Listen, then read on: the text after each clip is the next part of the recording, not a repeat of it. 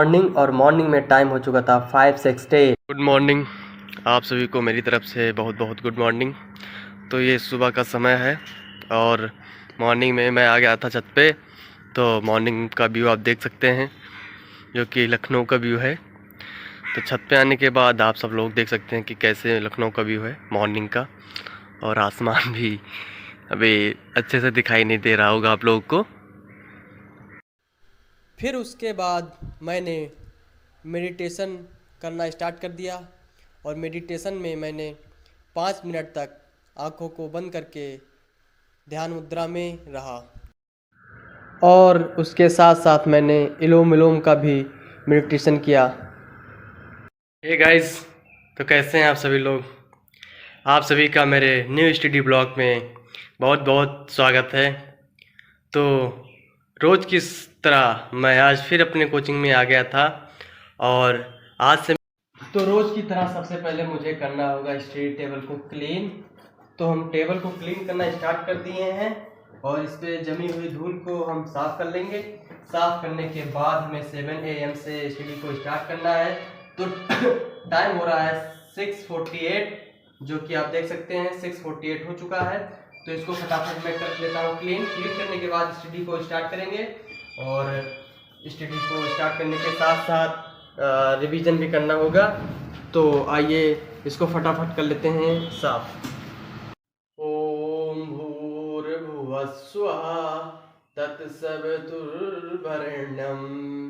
भर्गो देवस्य धीमहि धियो यो नः प्रचोदयात्।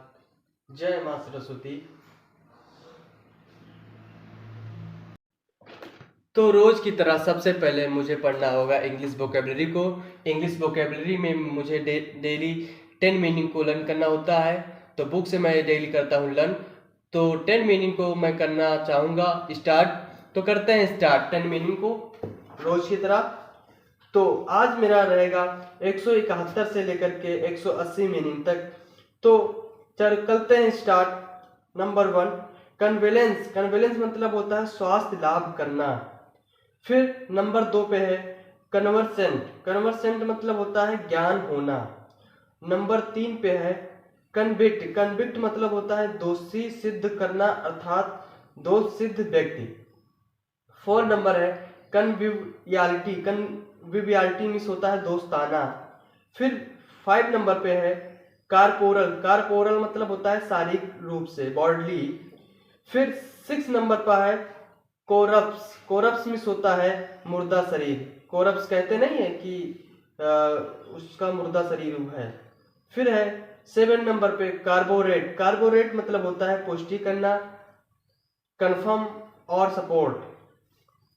फिर 8 नंबर पे है काउंटेंस। काउंटेंस का होता है चेहरे का भाव, कि आपके चेहरे का भाव कैसा है। फिर 9 नंबर पे है कपलेट। कपलेट मतलब होता है एक सुर की 2 पंक्तियां, एक ही स्वर की 2 पंक्तियां होनी चाहिए, तो उसे कहेंगे कपलेट। फिर 10 नंबर पे है क्राम्प। क्राम्प मीन्स होता है बाधा डालना या मरोड़। तो बाधा उत्पन्न करना, जैसे कोई कार्य कर रहा है तो उसमें बाधा उत्पन्न कर देना ही क्या है, क्राम्प है। तो इस प्रकार से मैंने 10 मीनिंग को रोज की तरह पढ़ लिया हूँ। तो अभी मैं फिर से इसको रिवीजन करने जा रहा हूँ। तो करते हैं इसको रिवीजन।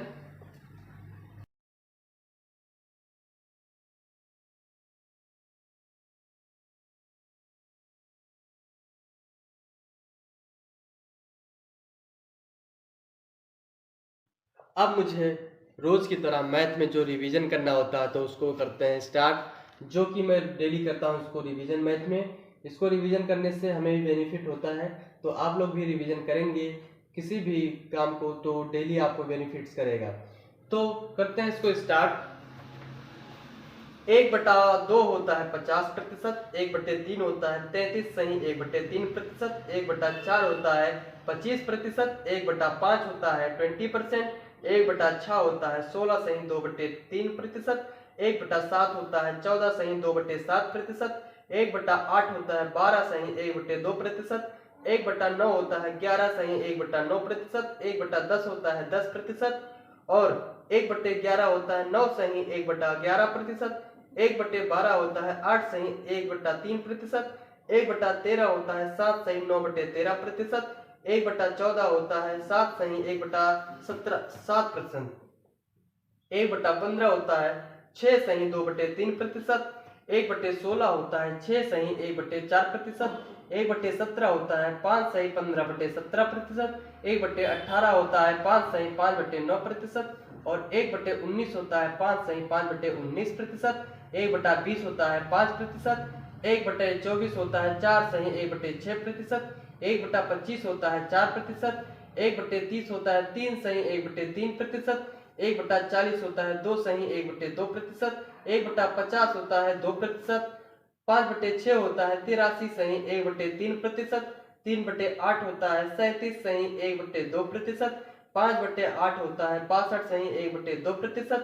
और 4/7 होता है 57 सही 1/7%। और 5/7 होता है 71 सही 3/7%।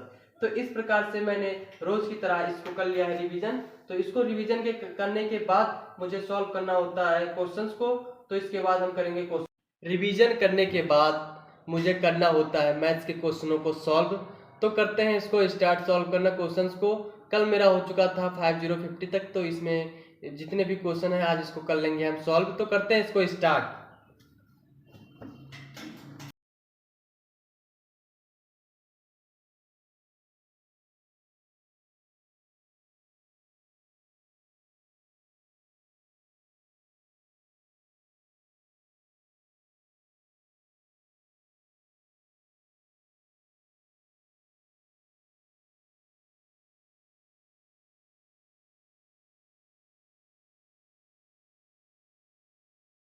तो रोज की तरह अब हमें पढ़ना होगा रीजनिंग को, ठीक।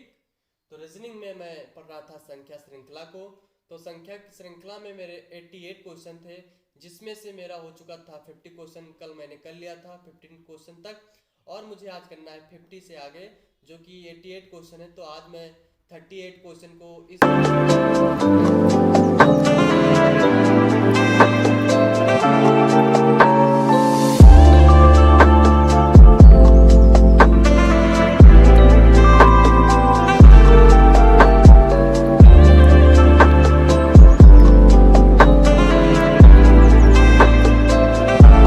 चुके हैं 10:08, जो कि आपको समय दिख रहा होगा।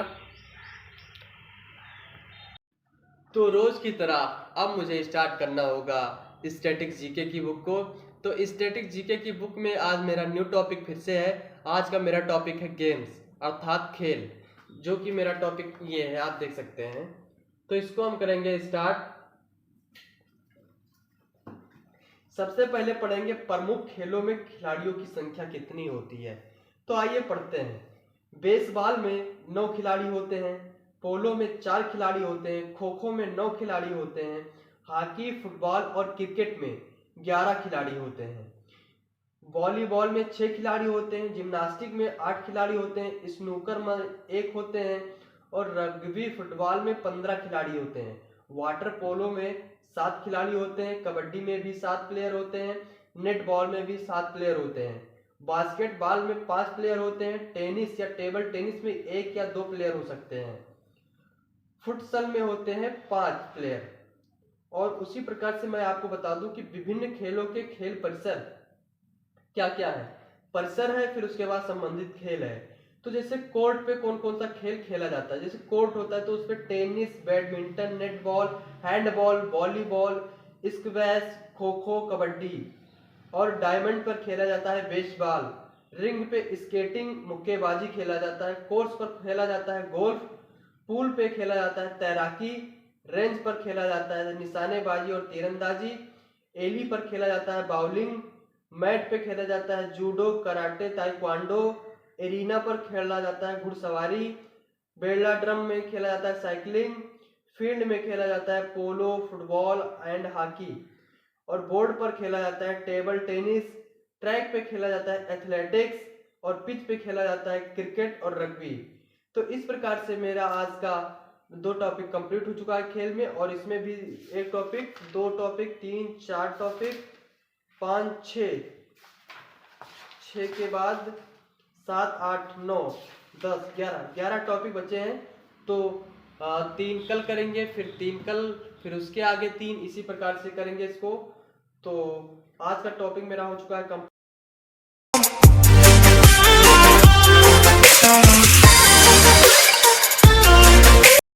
तो आज का मेरा टॉपिक जनरल नॉलेज से रहेगा, जो कि मैं जियोग्राफी को पढ़ रहा था। तो जनरल नॉलेज की बुक से मुझे आज पढ़ना है तापमान को, अर्थात टेम्परेचर को। मेरा न्यू टॉपिक है, तो टेम्परेचर को करेंगे आज हम कंप्लीट, क्योंकि कल हमने वायुमंडल को पढ़ा था। तो आज पढ़ेंगे हम टेम्परेचर को, अर्थात तापमान को। तो करते हैं स्टार्ट।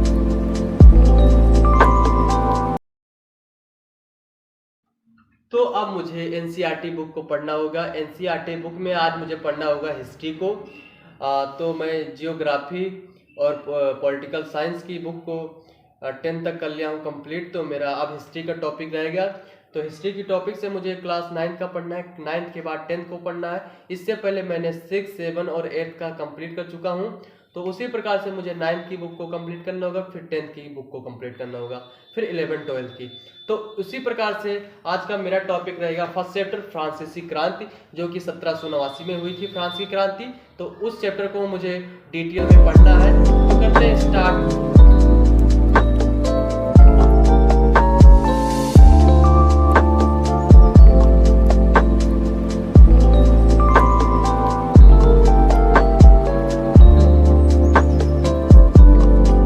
रोज की तरह आज भी मेरी स्टडी हो चुकी है कंप्लीट।